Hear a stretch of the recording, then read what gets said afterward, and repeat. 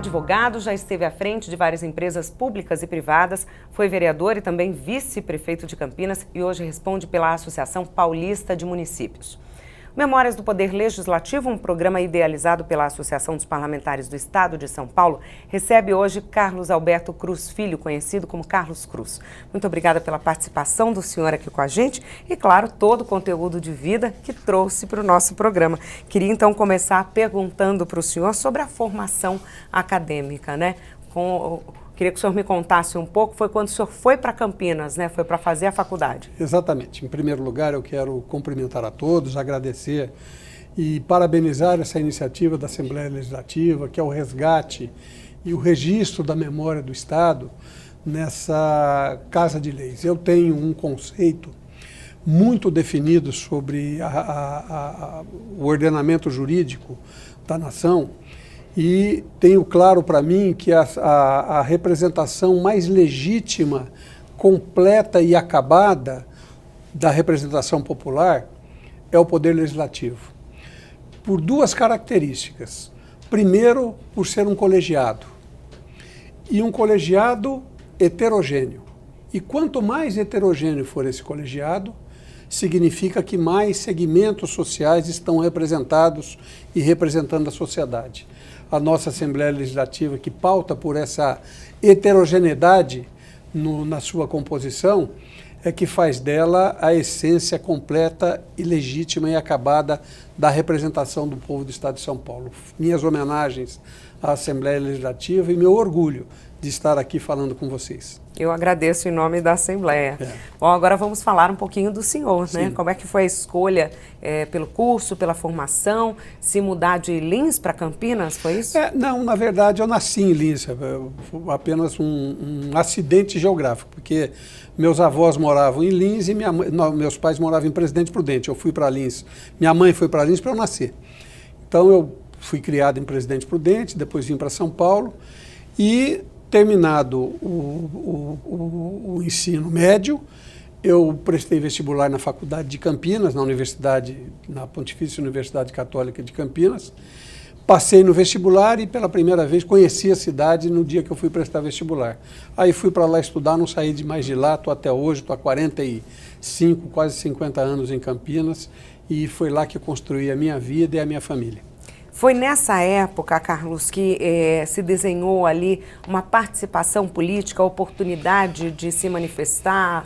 Foi nessa época, porque eu estudava na Faculdade de Direito, tinha uma atividade acadêmica normal, com os amigos, com os colegas de faculdade, mas nós tínhamos muito interesse na participação política, porque havia um fato que era preponderante para a formação ideológica da juventude daquela época. Nós vivíamos sobre um regime militar, sobre um regime que não era dos mais democráticos e havia um decreto-lei que tinha sido editado há pouco tempo, o famoso Decreto-Lei 477, que proibia qualquer atividade política nas universidades. E isso era um desafio para nós estudantes. Ora, como é que você pode imaginar que uma juventude pode se formar ideologicamente e amadurecer dentro de uma universidade sendo proibida de falar sobre política? Então isso fazia com que nós falássemos sobre política cada vez mais e desafiasse aquela proibição.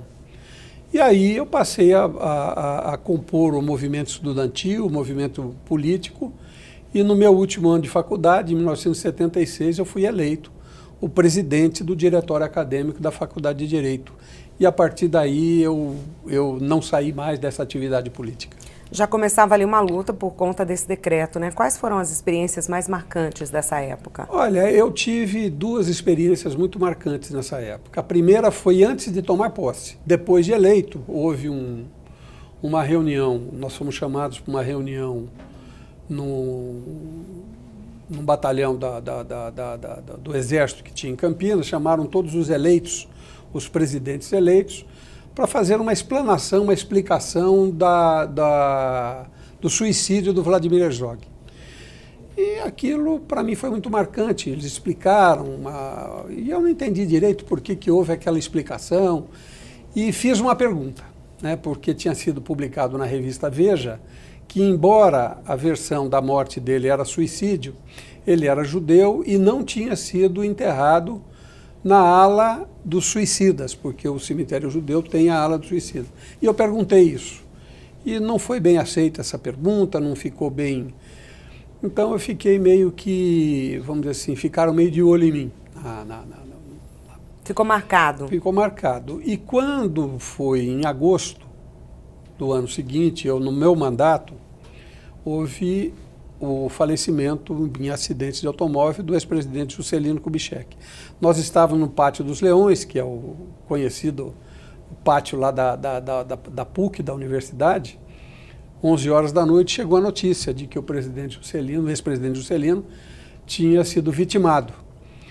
Eu não pensei duas vezes, mandei bater uma portaria decretando luto oficial por 3 dias no diretório acadêmico. E mandei afixar em todas as portas das faculdades, das salas de aula da faculdade essa portaria do diretório, que decretava a luta oficial. Mandei pôr a bandeira do diretório a meio pau. No dia seguinte de manhã, eu trabalhava no Banco Mercantil de São Paulo. No dia seguinte de manhã, parou um jipe do Exército e disse: "Você está convidado a ir até o Exército conversar lá." Eu falei: "Não, mas eu não posso, estou trabalhando." "Bom, se o senhor não quer ir, então o senhor está convocado." E eles queriam que eu revogasse a portaria. Eu não aceitei revogar, mas foi um fato que me marcou bastante nesse meu período de presidente do diretório acadêmico. E fizemos a última passeata dos calouros que a PUC fez, né? Hoje já faz 42 anos que eu fui presidente do diretório, e em 76, quando eu fui presidente, foi a última passeata dos calouros que foi realizada. De lá para cá nunca mais foi realizada.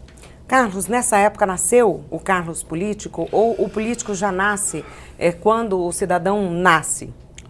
Olha, eu acho que as duas coisas, mas despertou, digamos assim, o Carlos político. A consciência política, ela foi despertada nos bancos da universidade, na atividade política estudantil, com aquelas proibições que havia com o decreto 477, com esses episódios, que eram episódios absolutamente normais, não havia nada de mal nisso, mas a gente não compreendia direito o porquê disso, e aquele desejo que a gente tinha de voltar a um país democrático, onde as liberdades fossem plenas. E a partir daí teve uma sucessão de fatos que desembocou. Eu participei ativamente da minha atividade profissional como advogado, como orador oficial da Ordem dos Advogados do Brasil. Logo em seguida, né? Na sequência disso, eu me formei, tirei minha carteira de advogado, passei no concurso da Ordem, tirei minha carteira de advogado, saí do Banco Mercantil, fui advogar e fui ser o orador oficial da Ordem dos Advogados do Brasil. Daí, a ser eleito vereador em Campinas, foi uma consequência natural. Aí a vida seguiu. O senhor saiu nessa época do Banco Mercantil de São Paulo. E antes já tinha trabalhado na Companhia Metropolitana de Águas, é isso? Como é que foram essas empresas por onde o senhor trabalhou? Eu tinha trabalhado, eu comecei a trabalhar com 15 anos de idade nas listas telefônicas brasileiras, páginas amarelas. Muita gente não sabe que são as páginas amarelas. Mas havia naquela época, era a maior empresa, a maior equipe de vendas da América Latina, era uma coisa fantástica. A lista telefônica brasileira era dona das listas telefônicas de Portugal, da Holanda, era uma empresa, uma multinacional enorme. Eu com 15 anos consegui um emprego lá, fui trabalhar de auxiliar de escritório, e foi lá que eu aprendi a disciplina profissional.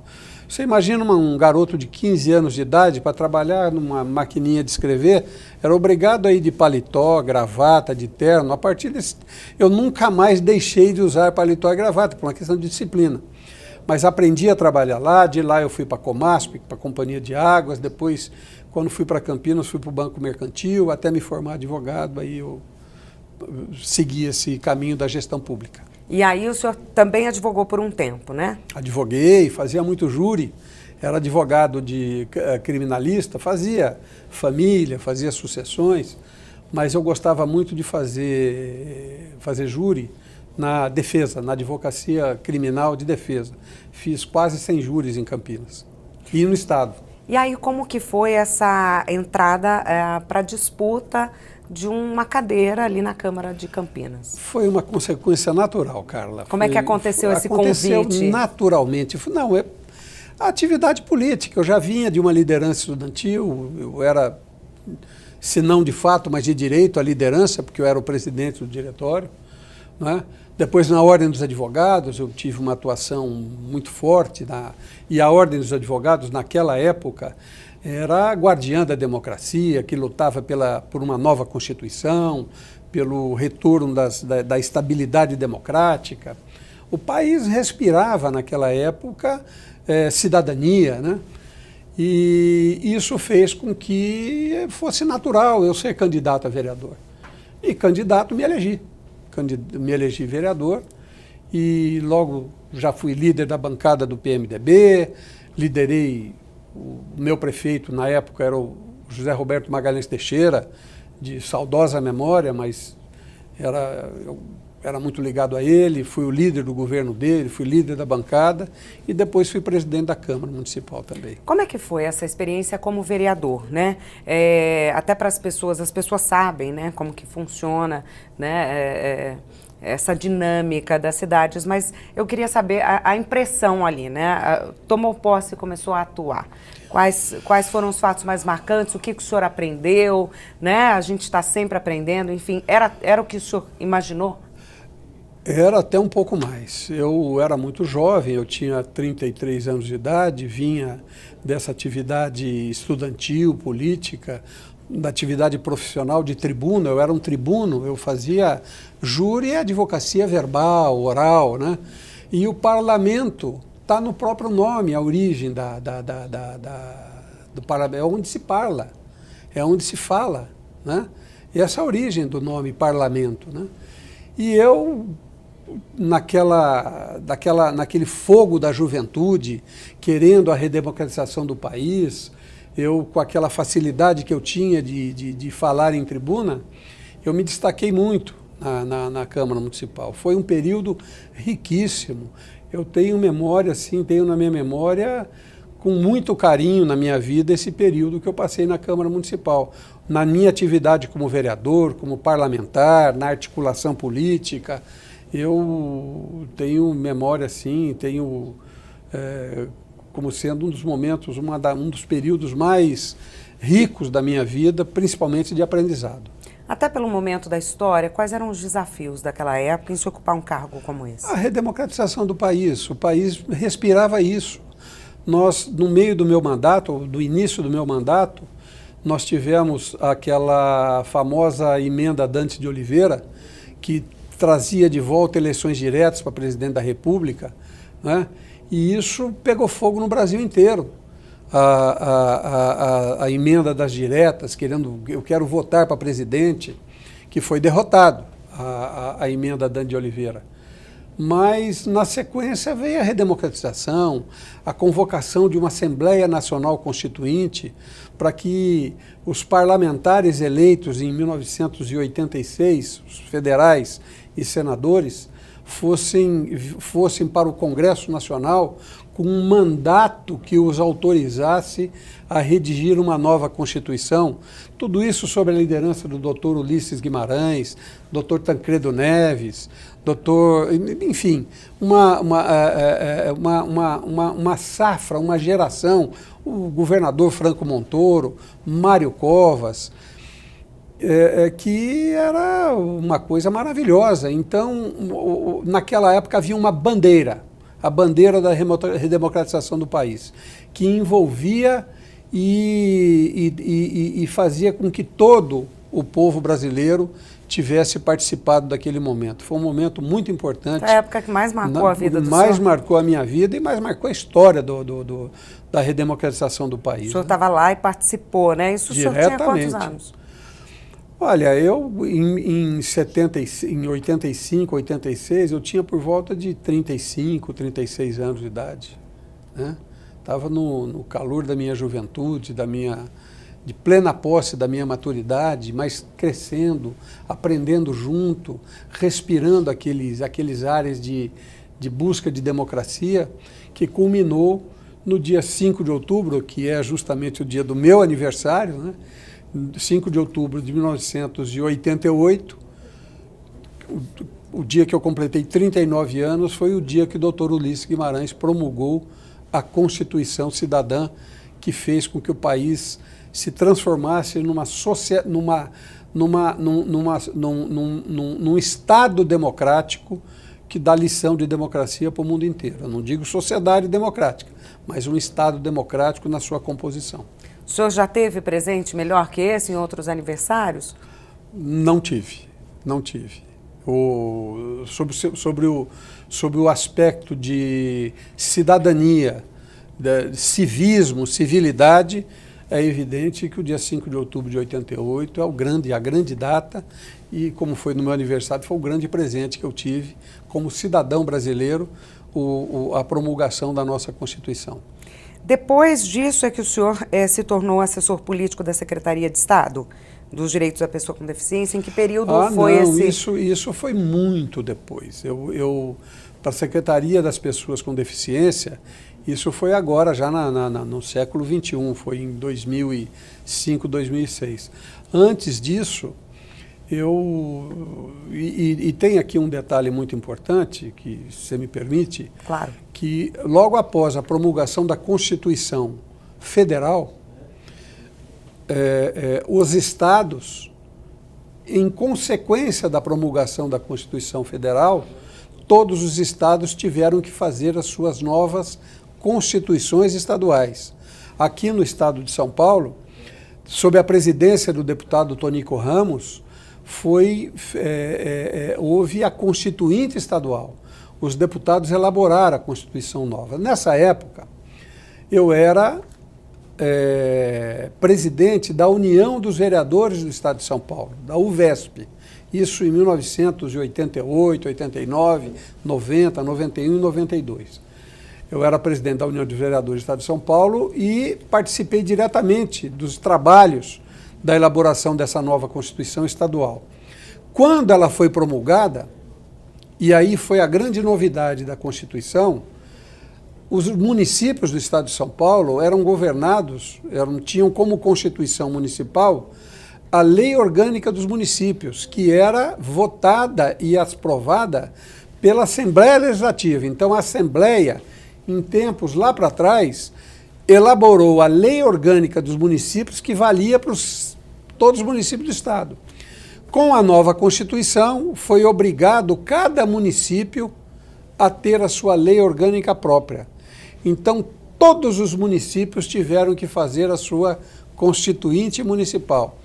E eu, como presidente da União dos Vereadores, viajei o Estado inteiro por 2 anos, ajudando os vereadores a fazerem as suas constituições municipais, as suas leis orgânicas, que também foi um período muito rico da minha vida. Queria que o senhor falasse um pouco sobre isso, porque uma lei orgânica sendo aplicada por todos os municípios, mais de 600 municípios no estado de São Paulo, cada um com a sua realidade, o seu tamanho, a quantidade de habitantes, Sim. né? Queria que o senhor explicasse a importância na prática disso, né? De que cada município tem a sua. É claro, porque cada município tem a sua vocação, cada município tem a sua característica própria, tem vocação comercial, tem vocação pecuária, os municípios que estão litorâneos têm lá suas áreas reservadas de marinha, os municípios lá do interior do estado, o Vale do Ribeira com todos os seus problemas, com todas as suas áreas de proteção.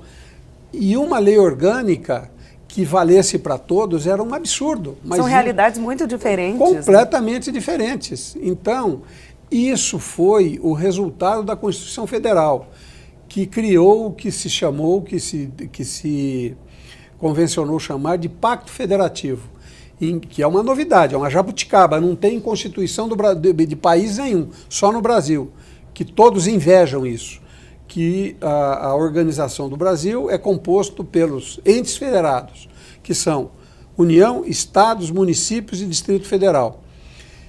E os municípios são regidos por leis próprias, através de sua lei orgânica. É o que está na Constituição de 88, a Constituição Cidadã. Então, os estados fizeram e, por consequência, depois os municípios fizeram. Aí, respeitando a sua característica, a sua vocação, se é vocação de serviço, se é vocação industrial, se é vocação comercial, se é vocação pecuária, entendeu? Então, isso disciplinou e fez com que houvesse um reajuste para que os municípios, cada um, criasse as suas leis próprias e estabelecesse qual é o seu caminho. E aí, como presidente da União dos Vereadores, o senhor viajou o Estado ajudando, auxiliando, porque os vereadores, uma coisa é a realidade da capital, de Campinas, Ribeirão Preto, Presidente Prudente, outra coisa é a realidade de 80% dos municípios do Estado, que tem menos de 10 mil habitantes, e não tem estrutura. Então, nós íamos lá ajudar, dar estrutura jurídica, dar estrutura necessária para que eles pudessem elaborar uma lei orgânica que atendesse às necessidades do município. Tinha um prazo para tudo isso, Carlos? Não tinha um prazo, mas todos queriam fazer e todos queriam já se adequar, né? Quanto mais rápido fosse, era melhor.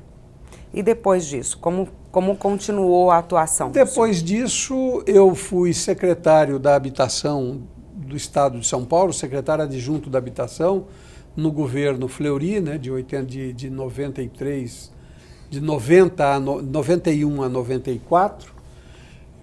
Saímos no meio do governo. E em 1996 eu fui eleito vice-prefeito de Campinas, né? Disputamos a eleição, o Chico Amaral, que era um deputado, tinha sido 35 anos deputado, já tinha sido prefeito de Campinas uma vez, e fizemos uma dobrada, eu como vice-prefeito dele, então ganhamos a eleição e governamos a cidade de Campinas de 1997 a 2000. Essa entrada nessa nova disputa, nesse novo desafio, também se deu naturalmente. Como é que foi, Carlos? Naturalmente, aí sim por articulação política, né? Porque essa composição de candidaturas se dá através de articulações. Eu tinha disputado uma pré-convenção e ganhado para ser o candidato a prefeito de Campinas pelo PMDB. O Chico Amaral era do PP, né? Que era o partido do Maluf na época. E entendemos de fazer uma composição para que tivesse mais tempo de televisão, e nessa composição me coube a vice-prefeitura. E ganhamos a eleição, fomos bem-sucedidos. Já era esperada a vitória? Como é que foi a disputa? Não, nós estávamos até atrás, nós estávamos em desvantagem, mas a união foi boa, deu um tempo de televisão necessário para que nós pudéssemos convencer o eleitorado, através do tempo de televisão, do nosso programa de governo, e fomos bem-sucedidos na campanha. E a experiência? Mais uma nova experiência? A experiência foi muito rica, muito rica. O Chico Amaral queria me dar uma secretaria para eu ser secretário, eu não aceitei, eu disse, não, Chico, eu fui eleito vice-prefeito, eu vou ser vice-prefeito. O meu partido vai indicar secretários, indicamos secretário da Educação, secretário de Saúde, secretário de Finanças, secretário de Administração. Tivemos na informática dos municípios associados, tivemos uma participação muito grande, mas eu não quis assumir uma função de secretário porque eu era vice-prefeito. Então eu preferi muito mais ficar na minha condição de vice-prefeito, ajudar na articulação política da cidade e o meu partido participar diretamente em cargos executivos. Uma experiência nova, né? Um cargo que o senhor ainda não tinha ocupado. Uma experiência nova, não tinha ocupado ainda um cargo executivo, e foi riquíssima também, que me contribuiu muito para o meu amadurecimento, para a minha cultura política, inclusive.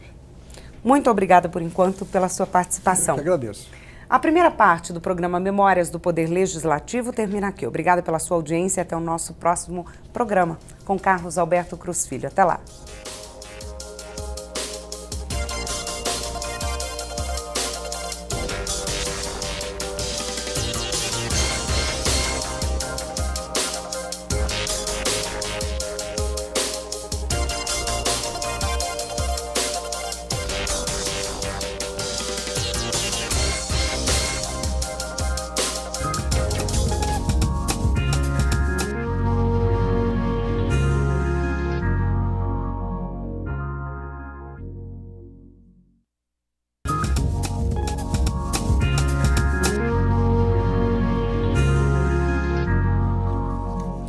Olá, mais uma vez o programa Memórias do Poder Legislativo recebe Carlos Alberto Cruz Filho, Carlos Cruz, presidente da Associação Paulista de Municípios. Ele também foi vereador e vice-prefeito em Campinas e esteve à frente de diversas empresas públicas e privadas. Muito obrigada mais uma vez pela presença do senhor. Queria que a gente comentasse um pouco a experiência que o senhor teve quando ocupou o cargo de assessor político da Secretaria de Estado dos Direitos da Pessoa com Deficiência. Quando foi, como é que isso aconteceu e a experiência, claro, desse período? Olha, quando eu achava que já não tinha mais nada que pudesse me empolgar, nada de novo que pudesse me empolgar, me surgiu essa possibilidade de ir trabalhar na Secretaria dos Direitos da Pessoa com Deficiência. Essa secretaria foi criada originariamente pelo prefeito José Serra, quando ele foi prefeito de São Paulo. Ele criou a Secretaria Municipal. 2 anos depois, ele se elegeu governador e criou a Secretaria Estadual dos Direitos da Pessoa com Deficiência. E convidou a doutora Linamara Riso Batistella, que é uma das maiores referências na questão médica de recuperação de pessoas com deficiência, para ser a secretária, e ela é a mais longeva, porque ela foi a primeira secretária e até hoje está lá, continua lá. Mas ela era da área médica, da área científica, e precisava de alguém que tivesse conhecimento político para auxiliá-la na condução política da secretaria. E consultou a deputada Célia Leão, minha queridíssima amiga lá de Campinas, nossa representante de Campinas aqui na Assembleia Legislativa, e a Célia Leão indicou para ela, falou, procure o Carlos Cruz. E eu fui para a secretaria e, para minha surpresa, eu encontrei uma razão muito grande de continuar na atividade pública e na atividade política, que é a bandeira da defesa dos direitos da pessoa com deficiência. Nunca mais eu me desliguei dessa causa. Foi um trabalho magnífico, a doutora Linamara fez um trabalho magnífico, ela pegou do zero a secretaria e hoje é uma referência mundial a Secretaria dos Direitos da Pessoa com Deficiência do Estado de São Paulo, que defende os direitos da pessoa com deficiência, a acessibilidade, o direito à igualdade, a acessibilidade, aonde eu estou. Se eu cheguei até aqui, qualquer pessoa tem o direito de chegar. O cidadão, existem lugares onde o cidadão vai votar, um cadeirante, ele está dispensado de votar, porque a sala de aula fica no 2º andar e tem escadas, não tem elevador e não tem rampa para ele chegar. E ninguém pergunta quem é que disse que aquele cidadão pediu dispensa do direito de votar. Se ele não pode chegar até a urna que desça até ele, para ele exercitar o direito que ele tem de cidadania. Isso é maravilhoso e eu aprendi nesse período que eu estive lá. Foi muito rico, né? E eu presto aqui, nesse depoimento, as minhas homenagens ao governador Serra por ter criado a secretaria, e a doutora Linamara Riso Batistella pelo exuberante trabalho e construção que ela fez da secretaria. O senhor falou que foi um motivo de muita empolgação, né, e que também se tornou uma bandeira. O que daquela época para cá, Carlos, mudou, melhorou e quais os desafios nesse sentido que a gente ainda tem no estado de São Paulo? Olha, em primeiro lugar, a consciência, né? Hoje, os direitos da pessoa com deficiência, você percebe isso quando você vai estacionar um carro. Você tem vagas para... a coisa mais comezinha, mais simples. Mas você tem lá a vaga reservada para o cadeirante e tem que ser respeitado. Houve época que no início teve delegado que agrediu um cadeirante com uma arma lá em São José dos Campos, porque o cadeirante ousou dizer assim, mas o senhor parou numa vaga que é minha, né? E hoje... se o sujeito para, ele é multado. Então, isso é uma questão de consciência. A rede Luci Montoro, que é a rede de hospitais espalhadas pelo Estado para atender pessoas com deficiência é referência mundial, né? E em todos os outros setores. Aqui na Prefeitura de São Paulo, o secretário Cid Torquato era secretário adjunto da doutora Lina Mara. Aprendeu lá com ela. O Cid Torquato era um homem inteligentíssimo, deu um mergulho em água rasa, voltou com o pescoço quebrado, é tetraplégico. Porém, um homem inteligentíssimo é o secretário dos Direitos da Pessoa com Deficiência aqui de São Paulo, que presta um serviço maravilhoso nesse sentido. Então, acima de tudo, a consciência da igualdade entre pessoas com deficiência e todos nós. Foram adotadas medidas e as pessoas, aos poucos, estão respeitando, como o caso que o senhor contou, né, do delegado, as pessoas estão tendo uma conscientização maior. Claro, e é claro que isso é um processo evolutivo. Você vai à Avenida Paulista hoje, é um exemplo de acessibilidade. Qualquer cego vai de uma ponta a outra na Avenida Paulista com a sua bengala pelo piso que dá a ele o direito de caminhar sozinho, né? Isso são exemplos, mas o processo é evolutivo. Nós, em São Paulo, em razão da nossa Secretaria Estadual, estamos muito evoluídos. Queria que a gente entrasse agora um pouquinho na experiência do senhor, na passagem aí, que é de muito tempo, né, na Associação Paulista de Municípios. Como é que se deu? O senhor foi conselheiro? Me conta um pouco essa história. Olha, a Associação Paulista de Municípios é uma entidade de 70 anos. Ela foi fundada no dia 30 de outubro de 1948. Curiosamente, nós falamos no programa anterior sobre a Constituinte de 88. Em 46, quando terminou a ditadura Vargas, foi feito o mesmo processo. Houve uma convocação de uma Assembleia Nacional Constituinte para fazer uma Constituição nova. Na Constituição de 37, que vigorou no período Vargas, o Poder Legislativo estava fechado. Não tinha Poder Legislativo, não tinha Assembleia, não tinha Câmara Federal, Congresso Nacional, nem câmaras municipais. Então, quando foi feita a nova Constituição, através de uma Constituinte, em 46, esse reequilíbrio democrático e o Poder Legislativo foi recomposto completamente. Então, as eleições que vieram elegeram os prefeitos, mas elegeram os vereadores, que não tinha. Então, nos municípios todos, a pergunta era assim, como é que vai ser agora? Como é que funciona? Como é que vai funcionar isso?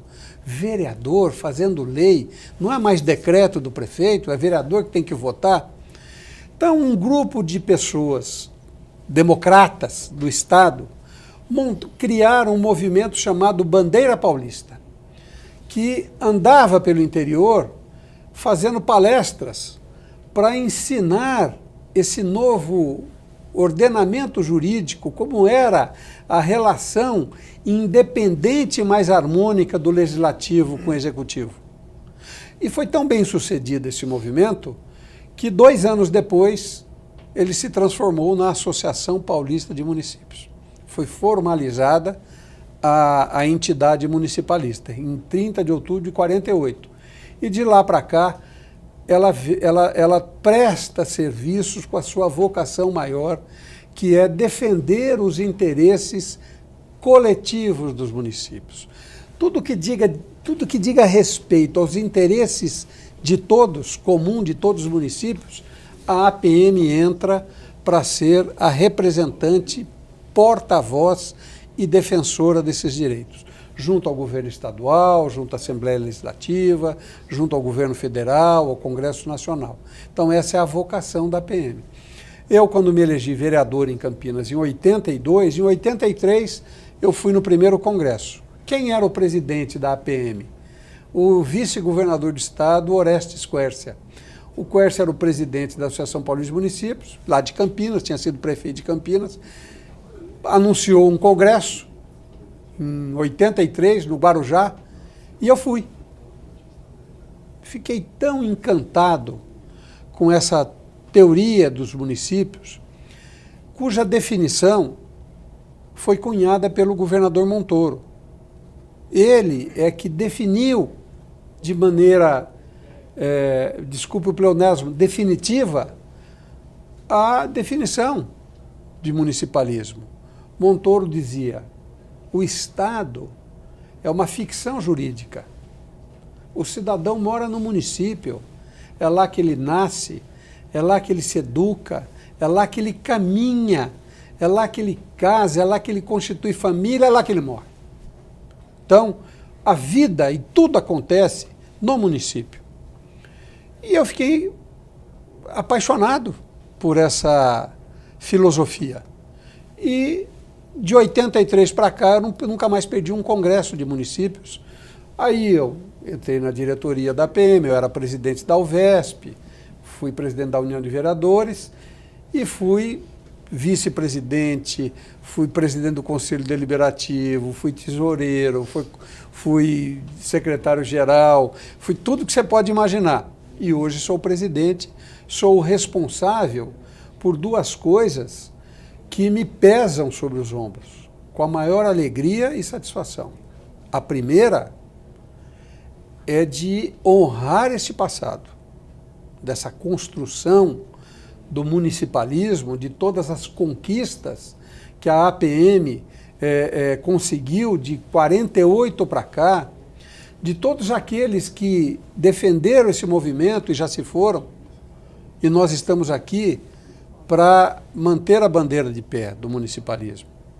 E a segunda responsabilidade é de conservar o respeito pela entidade, até porque daqui a 70, quem estiver no comando da APM também estará honrando o que nós estamos fazendo hoje. Então, essa é a nossa vocação e esse é o caminho que eu trilhei para chegar à presidência da APM e ter o esforço todo de não decepcionar, não desonrar o desejo dos meus companheiros, prefeitos, vice-prefeitos e vereadores, no sentido de cada vez mais aprimorar e trazer condições para que o município seja cada vez mais forte. O senhor falou do congresso, né? Que o senhor participou de um congresso, se apaixonou. Esses congressos, eles acontecem até hoje? Como é que eles são formatados? Eles trazem justamente isso, assim, temas atuais para serem debatidos com os prefeitos, novas demandas, novos desafios que a APM ali auxilia em tudo? Olha, o Congresso de Municípios é tudo isso que você disse. O primeiro congresso foi em 1957, 56. Foi no primeiro ano do governo Juscelino.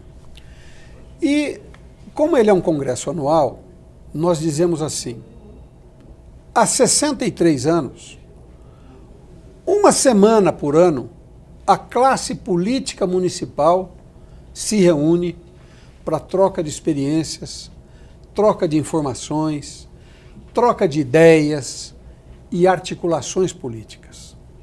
Então nós mesclamos o Congresso com informações relevantes e fundamentais que são trazidas pelos secretários de Estado, pelas pastas que são responsáveis pelas secretarias fins do governo do Estado para levar aos prefeitos as suas novidades no Congresso e também discutir os fatos mais relevantes.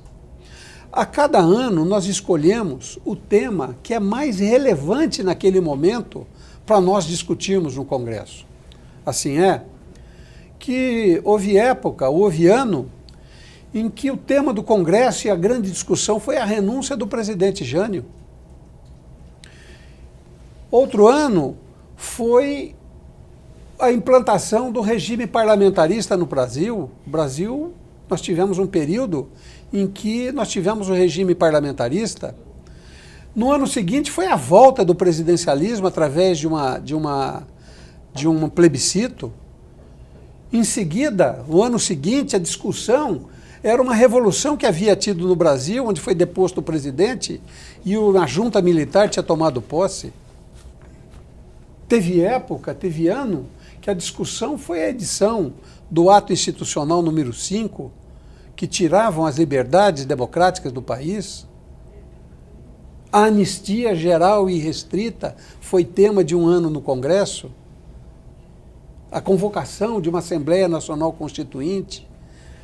O impeachment do presidente Collor. Não é? Então, a cada ano, nós escolhemos aquele tema mais relevante. Este ano, no congresso que nós fizemos em abril, nós discutimos a eleição, que nós estamos passando pelo processo eleitoral, onde o Brasil, a sociedade brasileira, passa por uma verdadeira catarse para escolher o que ela quer. Qual é o caminho que nós vamos decidir através do voto, pela vontade majoritária, que caminho nós vamos seguir, que parlamento nós vamos montar, que Congresso Nacional nós vamos eleger, que Assembleia Legislativa nós vamos eleger. Esse foi o tema desse ano. Então, assim nós temos a nossa parte de conteúdo e temos a parte da discussão dos grandes temas nacionais no nosso Congresso. E o Congresso de Municípios da Associação Paulista é o mais antigo e tradicional congresso municipalista do país.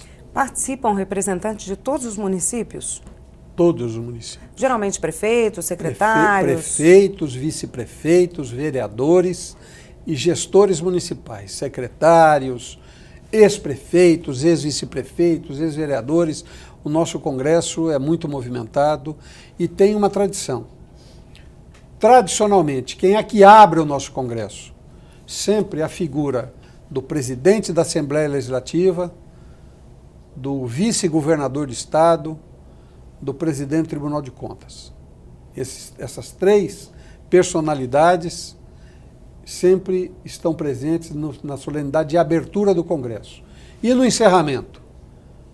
Tradicionalmente, sempre o governador de Estado, né? E entre a abertura e o encerramento, os secretários de Estado, ministros de Estado.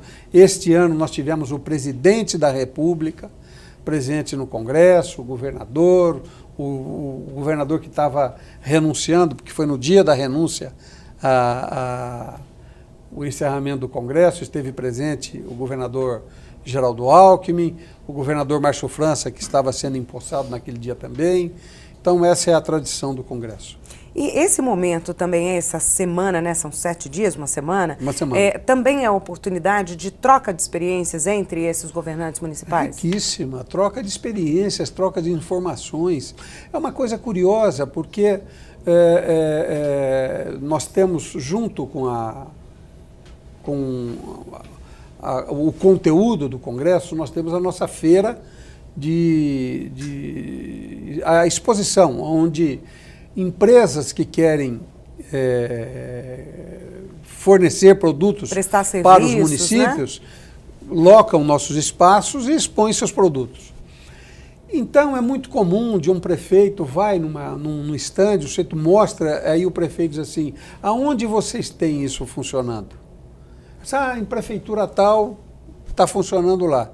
Ele sai dali e vai procurar aquele prefeito e diz: olha, você comprou aquele produto funciona, lá, não funciona, é bom? A experiência está sendo boa? Ele vai buscar essa referência. Já tem esse termômetro ali, tem, né? Esse termômetro. Isso é uma característica nossa. E a troca de informações. E tem um detalhe que diferencia do resto. Nós somos uma entidade suprapartidária. Nós não temos cores políticas. Todos nós, membros da APM, associados, prefeitos, todos nós temos as nossas convicções ideológicas, a nossa filiação partidária e a nossa atuação e atividade político-partidária. Mas lá, some isso tudo. Você encontra o prefeito do partido A sentado com o partido B, que são rivais, que brigam, que lutam, mas lá está acima o municipalismo, que é o único palanque do Estado e do país aonde cabem todos, porque só lá só prevalece os interesses e a tese do suprapartidarismo e do municipalismo. Carlos, hoje, quais são as principais demandas, desafios trazidos pelos prefeitos, né, para a APM, assim, né, as principais queixas, os principais pedidos de ajuda, né, quais são os desafios aí que esses prefeitos enfrentam hoje em dia? Recursos. Hoje, as prefeituras do país estão todas quebradas, estão todas sem absolutamente recursos, e tem uma razão disso, né? Eu disse a você que nós vivemos, nós temos um Estado democrático. A Constituição, ela criou um Estado democrático, mas a sociedade brasileira é uma sociedade injusta. E muito por razão, por defeitos do próprio setor público. A Constituição criou o Pacto Federativo, que é o Estado, a União, Estados e Municípios são entes federados. Cada qual, e isso está no artigo 23 da Constituição, cada qual com suas competências próprias. Só que no artigo 1º diz assim, o estabelecimento dessas competências será feito por lei própria. Isso, no dia 5 de outubro de 88, entrou em vigor. Passados 30 anos, que nós vamos comemorar dia 5 de outubro, 30 anos de Constituição, nunca foi regulamentado o Pacto Federativo. Então, essas competências não estão estabelecidas. Então, o que acontece com isso? Acontece que a saúde, de quem é a competência?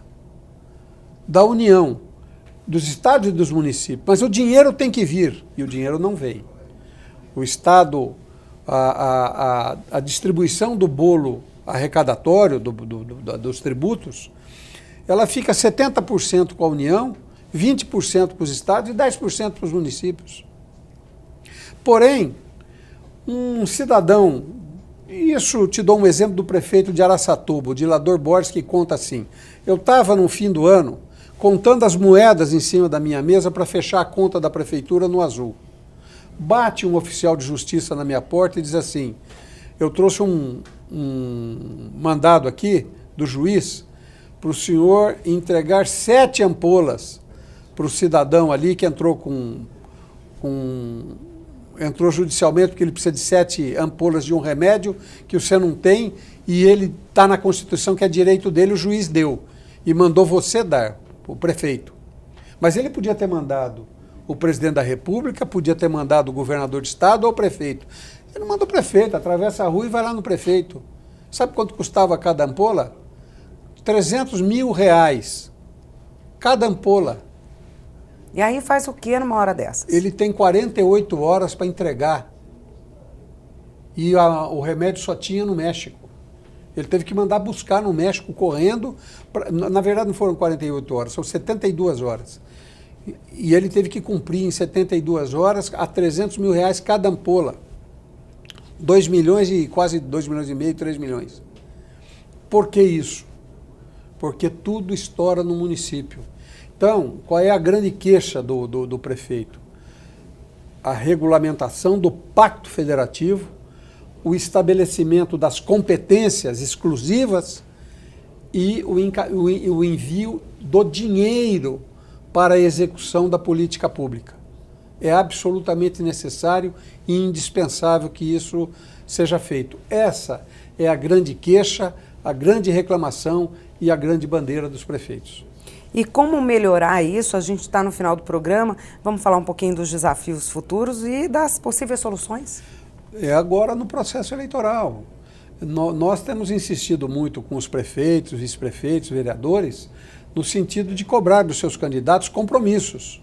Você tem que assumir o compromisso de você sendo eleito, você defender essas bandeiras, a regulamentação do pacto, a reforma tributária, a reforma política, a reforma previdenciária, tudo que é necessário para nós mudarmos o rumo do país.